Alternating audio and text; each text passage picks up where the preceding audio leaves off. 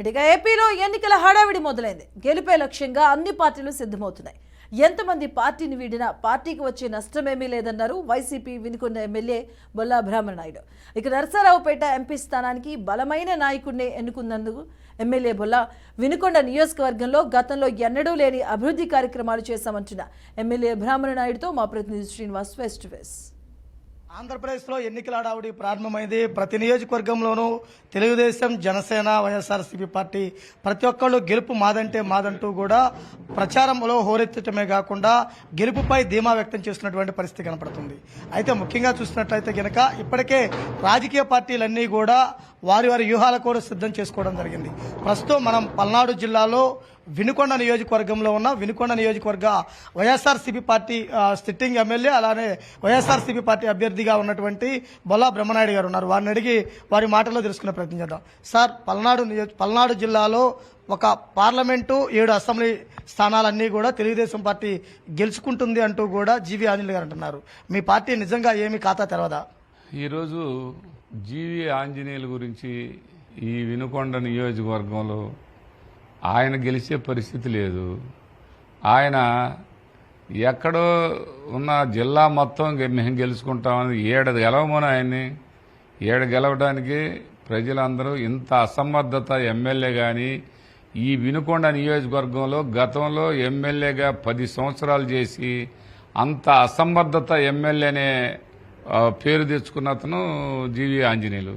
GV Anjaneyulu ఈ జిల్లాను మొత్తం గెలిపిస్తానంటే జీవీ ఆంజనేయులు కాదు, వాళ్ళ చంద్రబాబు నాయుడు, వాళ్ళ లోకేష్ బాబు అందరూ వాళ్ళే ఓడిపోవడానికి మరి పరిస్థితి అలా ఉంది.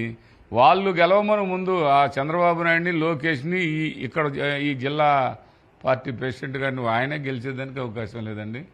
మా పార్టీ మేము చాలా మా గౌరవ ముఖ్యమంత్రి గారు అన్ని విధాల అద్భుతమైనటువంటి పరిపాలన అందించిన పార్టీ వైఎస్ఆర్